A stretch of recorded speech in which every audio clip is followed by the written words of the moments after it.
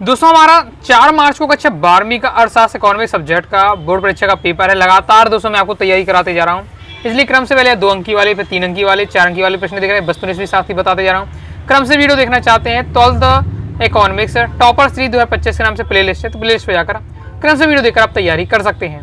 Okay, इस video में दोस्तों हम देखने वाले 4 अंकी वाले अति महत्वपूर्ण प्रश्न, ये आपका पार्ट 2 रहने वाला है। ओके, एकदम सिलेक्टेड 4 नंबर वाले क्वेश्चन बताऊंगा, तो आपको क्या सभी आपको तैयार करते जाना है। तो जब आंखों में अरमान लिया, मंजिल को अपना मान लिया, तो फिर मुश्किल क्या और आसान क्या, बस ठान लिया तो ठान लिया।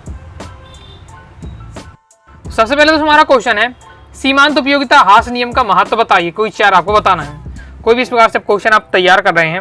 ओके, तो 4 नंबर वाला क्वेश्चन है, तो आपको पहले क्या है कि 4 पॉइंट आपको याद होने चाहिए। 4 पॉइंट याद है, ओके, तो फिर आप क्या उसके अंदर की भी 2-2 लाइन लिख दे तो आपका बन जाएगा। ओके, अगर मान लीजिए आप हेडिंग ही नहीं है, आपको पॉइंट ही नहीं पता है, तो फिर आप नहीं लिख पाएंगे। पॉइंट अगर बना के लिखते हैं तो टीचर क्या है बहुत ज्यादा होशियार होते हैं, वो तो एक बार समझ जाएंगे, बनाते लिख रहे हैं तुरंत आपके नंबर कट जाएंगे।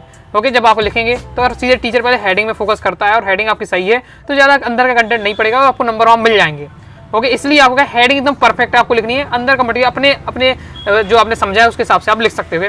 तो पहला जैसे सीमांत उपयोगिता हास नियम की महत्व क्या है कि उपभोक्ता की बचत में महत्व होता है। दूसरा है मूल्य सिद्धांत में महत्व। तीसरा है मांग के नियम का आधार। चौथा है कर प्रणाली का आधार।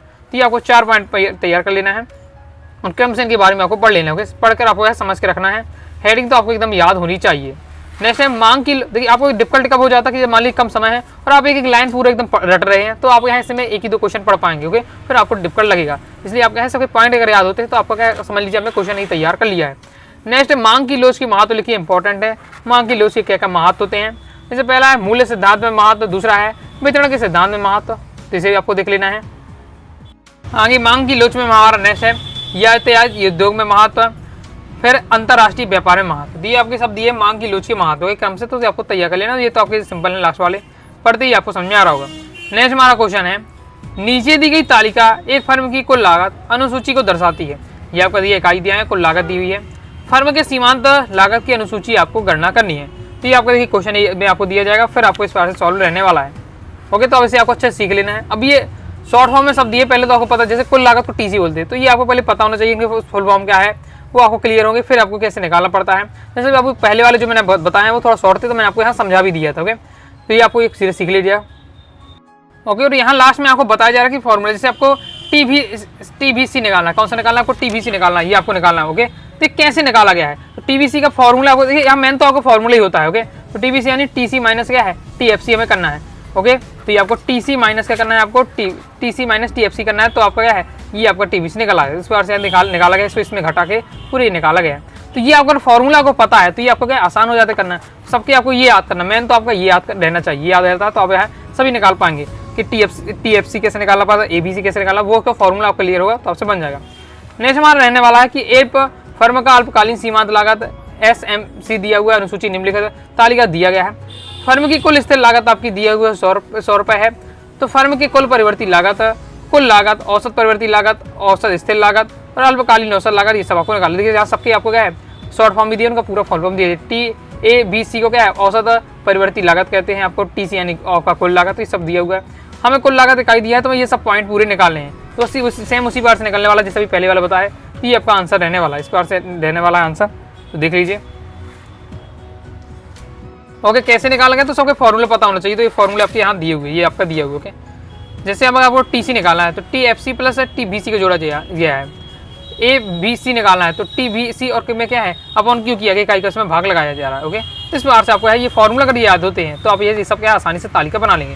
क्लियर है, आगे देख लेते हैं। आगे नेक्स्ट हमारा क्वेश्चन है वस्तु एवं सेवा कर यानी जीएसटी से आप क्या समझते हैं, पुरानी कर व्यवस्था के मुकाबले जीएसटी कितनी श्रेष्ठ है, ये पूछा जा रहा है। पहले आपका वस्तु एवं सेवा कर यानी जीएसटी से क्या है, तो आपको पहले तो आपको याद रखना कब लागू हुई, 1 जुलाई 2017 में हुई, ऑब्जेक्ट में पूछा जा सकता है। ओके, फिर जीएसटी के बारे में दिया है। अब फिर आपको यही बताना है पुरानी कर व्यवस्था थी, टैक्स वाली सिस्टम था, उससे मुकाबले ये कितना अच्छा है, तो आपको पॉइंट बाय पॉइंट बताया जा रहा है कि पुरानी व्यवस्था में अलग अलग टैक्स लगा करता था। ओके, के स्थान पर आप जीएसटी में एक टैक्स वाली व्यवस्था कर दी, अलग अलग टैक्स ना लग के अब एक ही टैक्स लगता है। इस बार से पुरानी कर व्यवस्था में मुकाबले जीएसटी से टैक्स का ढांचा क्या सरल हो गया है, लोगों को समझने लायक हो गया है। पुरानी कर व्यवस्था में मुकाबले जीएसटी के से समय और पैसा दोनों की बचत होती है। क्योंकि पुरानी कर व्यवस्था के मुकाबले जीएसटी से विकास की दर भी तेजी से बढ़ती है। सिंपल पॉइंट दिया है, तैयार कर लीजिएगा। नेक्स्ट है सार्वजनिक वस्तु सरकार के द्वारा ही प्रदान की जानी चाहिए। क्यों, व्याख्या कीजिए। जो सार्वजनिक वस्तुएं होती हैं सरकार ही प्रदान करती है, तो उनकी सरकारी के द्वारा क्यों प्रदान की जानी चाहिए वो आपको दिए हुए। सिंपल लैंग्वेज अगर पढ़िएगा तो आपको तैयार हो जाएगा। इसके आगे दोस्तों आपका ये दिया हुआ है, तो देख लेना है आपको। नेक्स्ट हमारा असंतुलित व्यापार संतुलन में सुधार के कोई 4 उपाय बताइए। असंतुलित व्यापार संतुलन में सुधार के आपको कौन कौन से 4 उपाय हो सकते हैं, तो पॉइंट वाइज पॉइंट दिया। जैसे पहला है निर्यातों में वृद्धि करना, दूसरा है आयातों में कमी करना, तीसरा है मुद्रा अवमूल्यन, चौथा आपका विनिमय नियंत्रण। तो ये कुछ 4 पॉइंट से बताया जा रहा है असंतुलित व्यापार संतुलन में सुधार के उपाय, तो तैयार कर लीजिएगा। नेक्स्ट हमारा क्वेश्चन है लोचपूर्ण, जैसे परिवर्तनशील या तेतरी विनिमय दर कहते हैं, इसके गुण या पक्ष के तर्क लिखिए। तो आपको क्या है, लोचपूर्ण विनिमय दर के या तेतरी विनिमय दर के या फिर परिवर्तनशील विनिमय दर, इस पर से रहेगा। उसके आपको गुण बताने हैं, ओके, उसकी विशेषताएं कहा जा सके या उसके पक्ष में आपको तर्क देने हैं। पॉइंट वाइज पॉइंट बताया जा रहा है। पहला है भुगतान संतुलन में साम्य होता है, इस पर से दिया हुआ है। दूसरा स्वतंत्र आर्थिक नीति, तीसरा है मौद्रिक नीति का स्वतंत्रतापूर्ण क्रियान्वयन, चौथा है अधिमूल्यन और एवं अवमूल्यन। तो ये आपका क्रम से दिया हुआ है। लोचपूर्ण या तेतरी विनिमय दर के आपके गुण, तो आपको क्या है तैयार कर लेना। पहले क्या है हेडिंग आपको याद होनी चाहिए, उसके बारे में 2 लाइन दिया हुआ है, उसी प्रकार से आपको तैयार कर लेना है। ओके, ज़्यादा नहीं दिया, बिल्कुल शॉर्ट में आपको दिया हुआ है, इस प्रकार से आपको पेपर लिखना चाहिए। नेक्स्ट हमारा इंपॉर्टेंट है मांग के नियम लागू होने के कोई 4 कारण लिखिए। मांग का नियम लागू होने के 4 कारण कौन कौन से, आपको पॉइंट बाय पॉइंट दिया हुआ है। पहला है सीमांत उपयोगिता ह्रास नियम, दूसरा है आपका प्रतिस्थापन प्रभाव, तीसरा है आपका आय प्रभाव। ओके, तो ये आपके मांग के नियम के लागू होने के कारण क्रम से दिए हुए हैं, तैयार कर लेना है आपको। इतना लिखना थ्योरी में आपको पेपर में समझाने की दृष्टि से पूरी जगह ये चीज़ें समझाई जा रही हैं, लेकिन आपको क्या है 2 से 3 लाइन में आपको बताना है। चौथा पॉइंट रहने वाला है उपभोक्ताओं की संख्या में परिवर्तन, तैयार कर लीजिएगा। नेक्स्ट हमारा क्वेश्चन है लोचदार मांग और बेलोचदार मांग को संक्षेप में समझाइए। बहुत ज़्यादा इंपॉर्टेंट है लोचदार मांग और बेलोचदार मांग, क्रम से दिया। पहले हम देख लेते लोचदार मांग, ये आपका दिया और यहाँ उदाहरण के साथ चीज़ों को समझाया जा रहा है। जैसे उदाहरण आपके पहले तो लोचदार मांग को बताया जा रहा है, तो ओके, इसमें इक्वल टू क्या 1 होता है, आपका याद रखना है। उदाहरण के लिए यदि किसी वस्तु की कीमत 10% की वृद्धि हो जाती है तो मांग में ठीक है 10% की कमी आ जाती है, यही क्या है लोचदार मांग कहलागी। मतलब जितना उसके क्या है उसकी कीमत बढ़ रही है उतने ही प्रतिशत उसकी क्या है उसकी मांग में कमी हो रही है, वो आपकी लोचदार मांग रहेगी। ये आपको डायग्राम देख लेना है। ओके, और डायग्राम के बारे ये जो आपके पॉइंट दिए डायग्राम के बारे में चीज़ें समझाई जा रही हैं, जैसे आपको तैयार कर रखना है। नेक्स्ट हमारा बेलोचदार मांग बताना है, तो बेलोचदार मांग के बारे में आपका ये दिया हुआ है। तो ये आपका दिया हुआ है बेलोचदार मांग के बारे में, तो आपको देख लेना, तैयार कर लेना है। ओके, और ये इसका डायग्राम रहना है, डायग्राम के बारे में आप बातें दी है। उदाहरण के साथ यहाँ ही बताया जा रहा है यदि वस्तु की कीमत 40% वृद्धि हो जाती है तो उसकी मांग में की मात्र केवल 10% की कमी आ रही है, तो वो आपकी बेलोचदार मांग लाएगी। यानी वस्तु की कीमत तो ज़्यादा बढ़ा दी लेकिन मांग में कमी आई है लेकिन कम आई है, तो वो आपको क्या है कौन से कहलाएगी बेलोचदार मांग कहलाएगी। क्लियर है। नेक्स्ट देख लेते हैं। नेक्स्ट हमारा क्वेश्चन रहने वाला है सीमांत उत्पाद की अवधारणा को समझाइए। सीमांत उत्पाद की आपको अवधारणा पूछी जा रही है, तो ये सीमांत उत्पाद की अवधारणा या उत्पादन की अवधारणा के बारे में आपको पूरा दिया हुआ है, तो इसे आपको तैयार करना है। ये आपका दिया है सीमांत उत्पाद की अवधारणा के बारे में। सीमांत उत्पाद के बारे में मतलब बताया जा रहा है। आगे देख लेते हैं। आगे बढ़ने से पहले बताना चाहूँगा प्रॉपर अगर तैयारी करना चाहते हैं, पूरा पीडीएफ मटेरियल प्राप्त करना चाहते हैं क्योंकि कम समय रह गया है, ओके, सुपर फास्ट आपको रिवीजन चाहिए, तो पीडीएफ मटेरियल रहेगा तो आप क्या है फास्ट ही क्या है रिवीजन कर पाएंगे।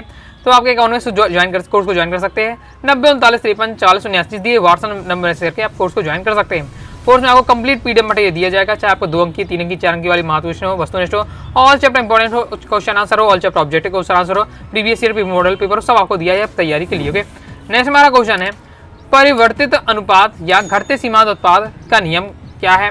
चित्र द्वारा इसे आपको समझाना है। परिवर्तित अनुपात का नियम आपसे पूछा जा रहा है, तो ये आपको परिवर्तित अनुपात के नियम के बारे में बताया जा रहा है। हो गया, अब इसके चित्र साथ आपको यहाँ बताना है। तो ये आपकी अवस्थाएं जिसमें रहती हैं, इस नियम में 3 अवस्थाएं, तो 3 अवस्था को बताया जा रहा है। ओके, फिर आपको क्या है इसमें आपको तालिका की पद्धति से पूरा समझाया जा रहा है। फिर आपको क्या है इसे चित्र द्वारा समझाना, तो रेखा चित्र द्वारा इसका स्पष्टीकरण किया जा रहा है। परिवर्तित अनुपात के नियम का आपको चित्र सहित आपको बताना है, तो आपको ये चित्र सहित आपको दिया हुआ है, ये पूरा डायग्राम उसका रहने वाला है। और अवस्थाएं जिस पर हमने थ्योरी बताया वो आपको यार डायग्राम समझाया जा रहा है। क्लियर है। नेक्स्ट इंपॉर्टेंट आपका रहने वाला है राजस्व व्यय पूंजीगत व्यय में अंतर। इंपॉर्टेंट है, पढ़ के आपको रखना है राजस्व व्यय और पूंजीगत व्यय में क्या अंतर होता है। सिंपल आपका दिया हुआ है यहाँ पहले सबसे पहले तो पूंजीगत व्यय में आपको क्या है अर्थ बताते हुए, फिर आपको राजस्व व्यय पूंजीगत व्यय में आपको अंतर बताना है। तो राजस्व व्यय और पूंजीगत व्यय में अंतर कि ये भुगतान बार बार करने की प्रकृति वाले होते हैं राजस्व व्यय। पूंजीगत व्यय ये भुगतान एक बार करने की प्रकृति वाले होते हैं।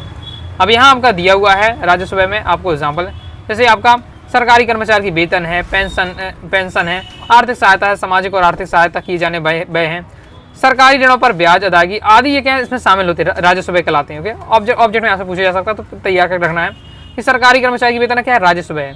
पूंजीगत व्यय में क्या होता है कि आपका होगा भूमि खरीदना, इमारतें, सड़कों, रेल, मेट्रो, पुल निर्माण करना, विदेशी सरकार को दिए ऋणों का भुगतान करना, इस प्रकार से ये सब आपके पूंजीगत व्यय में आते हैं। ये आपका तीसरा पॉइंट दिया हुआ है, तो इसे भी आपको तैयार कर लेना है। नेक्स्ट हमारा क्वेश्चन रहने वाला है राजस्व घाटा तथा राजकोषीय घाटा में अंतर।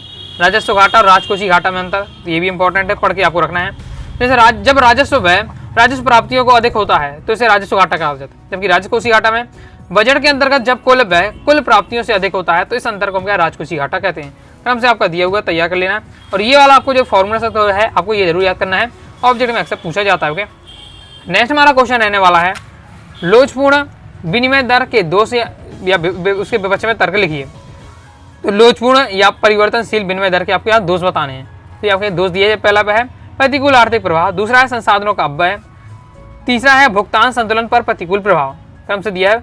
ओके, पहले तो आपको हेडिंग आपको याद होनी चाहिए। अगर आता है पेपर में लोचपूर्ण विनिमय दर के दोष या उसके विपक्ष में तर्क, तो ये आपको पॉइंट बताने हैं, उन पॉइंट के अंतर्गत आपको लिखना है, ऐसा आपको क्लियर होना चाहिए।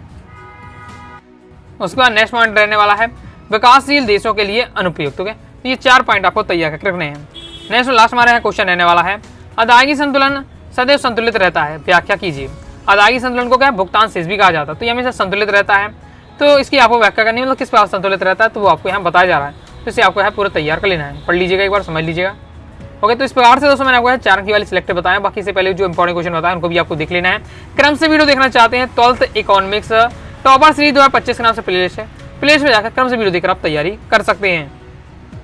तो आई दोस्तों आपको वीडियो भी लाइक करके सब्सक्राइब जरूर कर दीजिएगा। साथ ही दोस्तों टेलीग्राम चैनल व्हाट्सएप चैनल को ज्वाइन कर लीजिएगा, टेलीग्राम जरूर ज्वाइन कर लीजिएगा, नया टेलीग्राम चैनल है।